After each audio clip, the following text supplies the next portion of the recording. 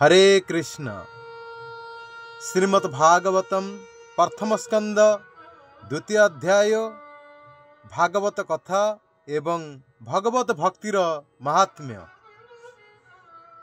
श्री व्यासदेव कहिले, शौनकादि ऋषि मानकर प्रश्न शुणी रोमहर्षणकर पुत्र उग्रश्रवांकु सुतंकु बड़ आनंद लागिला।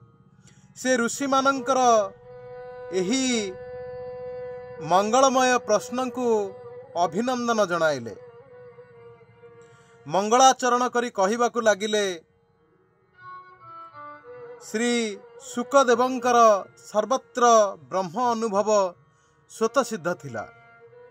तेणु तांक निमंते लौकिक किंबा वैदिक कर्मानुष्ठान बा उपनयन संस्कारर कौनसी आवश्यकता नथिला। से कृत्य कृत्य होई सारिथिले। एपरि उच्च स्थिति हेतु से अनासक्त होई गृह परित्याग करी एकाकी द्रुत गति रे पलाउथिबा बेले पिता व्यासदेव विरह कातर होई तांकु बापा बापा बोली डाक पकाइले। श्री शुकदेव गोस्वामी ब्रह्मभूत होई चराचर समस्त वस्तुरे तन्मय होई जाइथिले।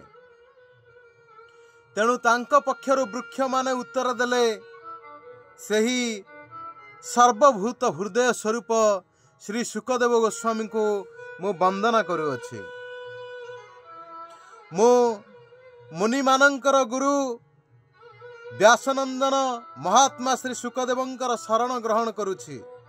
संसारग्रस्त लोक मानंक प्रति अत्यंत करुणार्द्र होई एही भागवत पुराण को से गान करिसंती। भागवत पुराण हेउछि अत्यंत गोपनीय अद्वितीय ग्रंथ। एहा आत्मस्वरूप को दर्शन कराई दिए। एहा हेउछि सर्वशास्त्रर सार। एहा आध्यात्म तत्व को प्रकाशित करिबा निमंते एक दीप सदृश भयंकर अपार संसार सागर को पारी करिबा निमंते एहा हेउछि दृढ़ नौका सदृश। एपरि महान भागवतर वक्ता भगवत स्वरूप श्री शुकदेवंक मु बारंबार नमस्कार करुअछि। मनुष्य मानंक मध्यरे भगवानंकर सर्वश्रेष्ठ अवतार नर नारायण ऋषि द्वयं को मु वंदना करी एवं तापरे देवी सरस्वती और श्री व्यासदेव को नमस्कार करी संसार उपरे एवं अंतकरण रे समस्त विकार उपरे विजय प्रदान करुथिबा एही श्रीमद् भागवत पुराण पाठ करिबा उचित। हे ऋषिगण, समग्र विश्वर कल्याण निमंते आपण माने बहुत सुंदर प्रश्न पचारिछंती। कारण यही प्रश्नटी भगवान श्रीकृष्ण सहित संबंधित। ता छड़ा एहार चर्चारू बहु आध्यात्मिक प्रसन्नता मध्य मिले एवं पूर्ण आत्मशुद्धि मध्य होइथाय। जो धर्म द्वारा भगवान श्रीकृष्ण प्रति निरंतर निष्काम भक्ति उदित हुए मनुष्य पक्षे ताहा ही हेउछि श्रेष्ठ धर्म। कारण एपरि भक्ति द्वारा हृदय आनंद स्वरूप परमात्मा को उपलब्धि करी कृत्य कृत्य हो जाए। भगवान श्रीकृष्ण प्रति भक्ति जागृत हेले तांकठारे अनन्य भावरे चित्त युक्त होई गले भगवत कृपारू मनुष्य भितरे स्रोत ज्ञान एवं वैराग्य उदय हो जाए। यथार्थ रूपे धर्म अनुष्ठान करिबा परे मध्य जदि मनुष्यर हृदय रे भगवानंकर लीला प्रति अनुराग जात नहेला तेबे जानो ताहा समय केवल वृथा हेला। निजर कामना पूरण को लक्ष्य रखी धर्माचरण करिबा अनुचित। कारण निष्काम भावरे भगवत प्रीति पाई करा जाइथिबा धर्म आचरण ही जीव को मोक्ष प्रदान करिथाए। धन और द्रव्य को निजर कामना पूरण करिबा उद्देश्य रे व्यय करिबा उचित नुहे। लोकर कल्याणार्थे अर्थात अन्य मानक सेवारे भगवत प्रीत्यर्थे धन एवं द्रव्य सद विनियोग करिबा उचित। सेहीपरि सद विनियोग मध्य जीव को मोक्ष प्रदान करिथाए।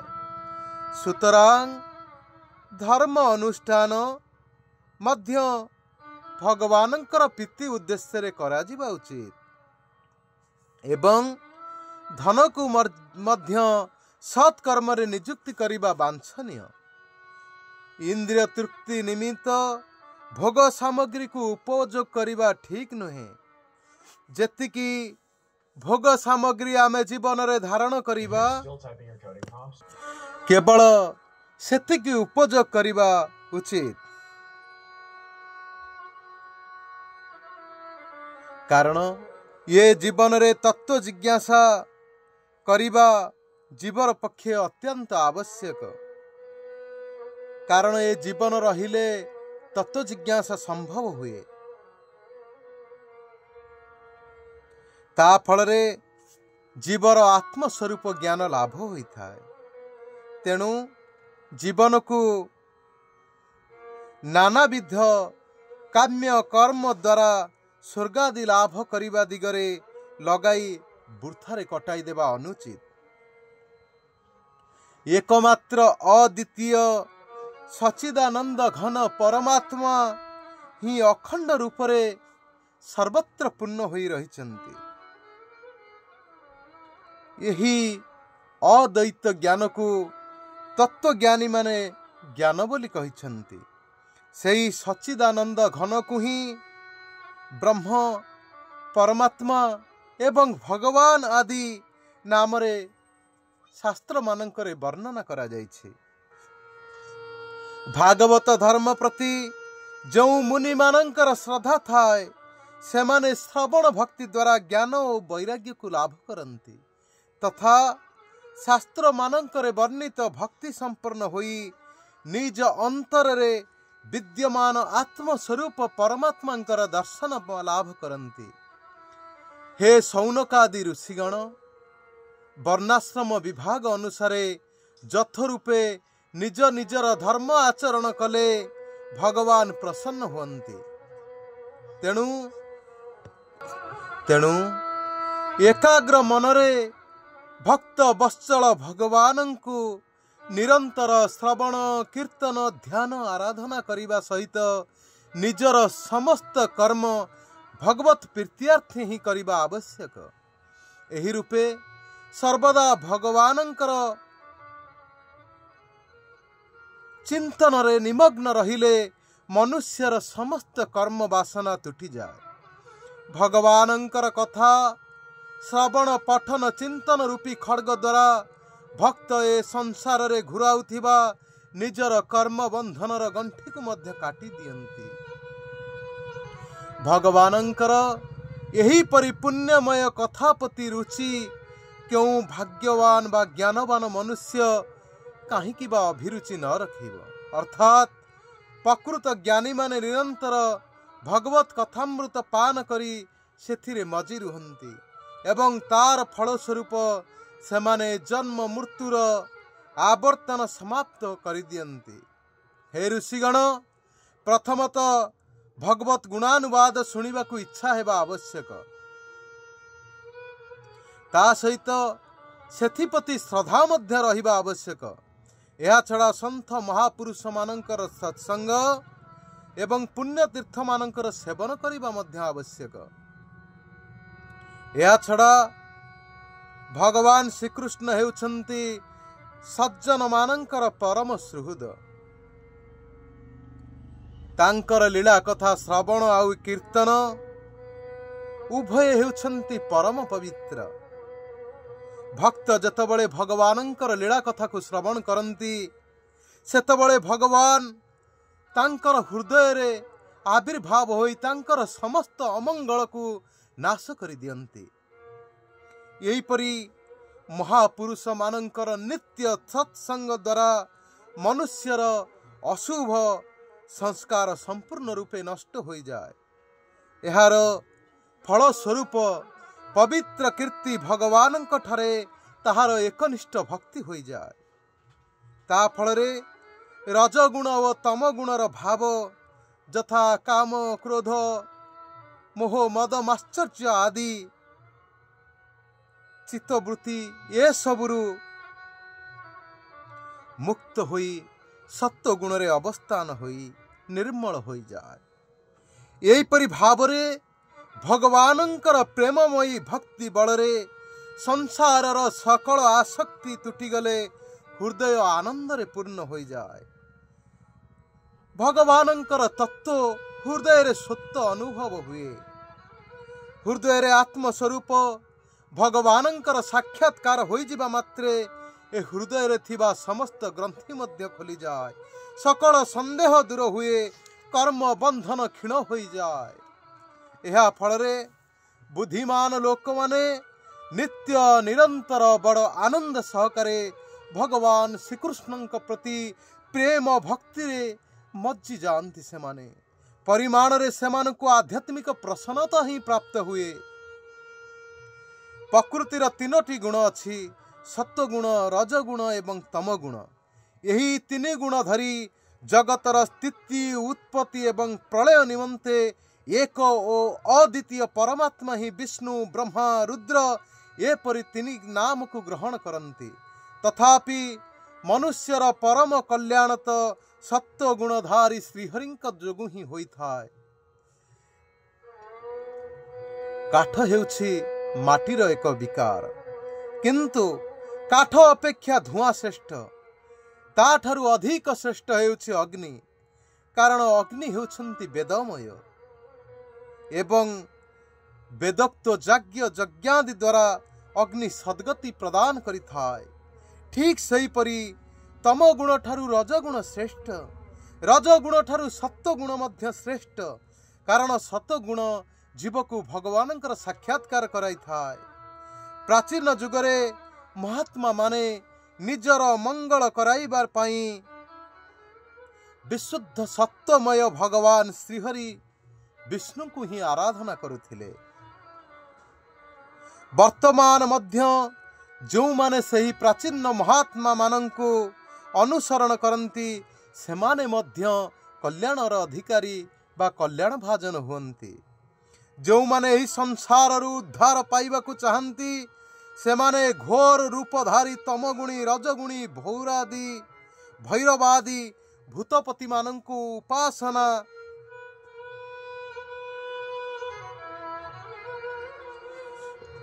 न करी सत्य गुणधारी भगवान श्री विष्णु भगवान तांकर अंश बा कला मानंकर भजन करिथांती।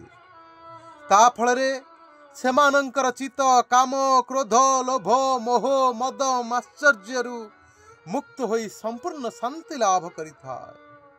किंतु जो मानंकर स्वभाव रजगुणी अथवा तमगुणी सेमाने धन ऐश्वर्य संतान कामना करी भूत पितृपुरुष प्रजापति मानंकर उपासना करती। कारण सेमानंकर स्वभाव मध्य सेई भूतादिंक स्वभाव परि होइथाय।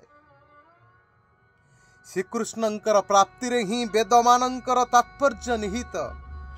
श्रीकृष्ण हेउछन्ति समस्त यज्ञर उद्देश्य।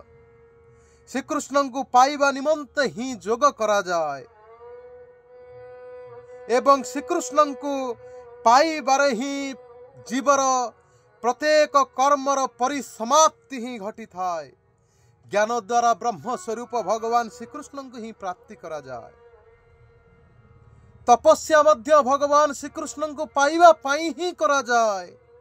श्रीकृष्ण का निर्मंत ही धर्म अनुष्ठान करा जाए। सकल गति ही भगवान श्रीकृष्ण ठारे परिसमाप्ति हुए। वासुदेव परा वेदा वासुदेव परा मखः वासुदेव परा जोगा वासुदेव परा क्रिया वासुदेव परं ज्ञानं वासुदेव परं तपः वासुदेव परो धर्म वासुदेव परागति स एवेदं सस्रजाग्रे भगवानात्ममायया सदुपया चासौ गुणमया गुण विभु। भगवान श्रीकृष्ण हेउछन्ति प्रकृति और तार गुण मानंकुरु अतीत, तथापि से निजर गुणमयी माया द्वारा स्वर्गर आद्य भागर ही संसार को रचना करती। मायार विलास भूत यही गुण मानक भितर रही से परमात्मा गुणयुक्त परि लागुछन्ति। वास्तव रे से होछन्ति परिपूर्ण विज्ञानानंदर घनीभूत स्वरूप। जेपरी अग्नि वस्तु तो हेले भी तार कारण काठ जलिले ही अग्नि दृश्यमान हुए एवं काठर आकार प्रकार भेदरे अग्नि अनेक रूप रे देखा जाए। ठीक सही परी भगवान विश्वात्मा भगवान एक अद्वितीय हेले मध्य विभिन्न प्रकाश रे विभिन्न प्रकार रूप धरी से अवतरण करती। सेही परमात्मा तांकरी मायारे निर्मित जीव रूप रे रही इंद्रिय प्राण अंतकरण द्वारा चतुर्विध आहार को उपभोग करती। भगवत गीता कहती अहं वैश्वानर भूत्वा प्राणिनां देह आश्रितं प्राणापान समायुक्तं पच्या अन्नम चतुर्विधम। यही भागवत मध्य सही कथा कहउचंती। सेही जीव मानंकर रक्षण मध्य भगवान श्रीहरि करंती। यही परि भावरे निज लीला द्वारा ही सही परमात्मा समग्र विश्व को पालन करंती। भगवान हेउछंती एक, से ही रजगुण द्वारा निज भितरे संपूर्ण जगत को उत्पन्न करंती। पुणी से ही देवता पशु पक्षी मनुष्य आदि रूपरे रामकृष्ण लीलावतार रूप धारण करी जगत परंपरा को व्यवस्थित रूपरे संचालन करंती। जीव मानक प्रति भगवानंकर यह परम अनुग्रह जे तांकरी अवतार धारण लीला चरित गान चिंतन स्मरण कले जीव ताहार वास्तविक लक्ष्य स्थल रे पहुंची परमात्मांकर साक्षात्कार करि पारे। भगवानंकर सबु लीला लोक मंगल निमंते ही अभिप्रेत। इति श्रीमद् भागवते महापुराणे परमहंस संहितायां प्रथम स्कंदे नमीसा अरण्य उपाख्याने अथ द्वितीय अध्याय। हरे कृष्ण। जय गुरुदेव। जदि भिडियोटी आपण मानकु भल लागि थाए ताला हमर चैनल टी सब्सक्राइब करिवे एवं अन्य मानकु मध्य देखिबा पई शेयर करिवे एवं जदि ए वीडियो आपण माने फेसबुक रे देखुचंती ताला हमर पेज टी निहाती भाबरे फॉलो करिवे एवं अन्य मानकु मध्य शेयर करिवे। हरे कृष्ण।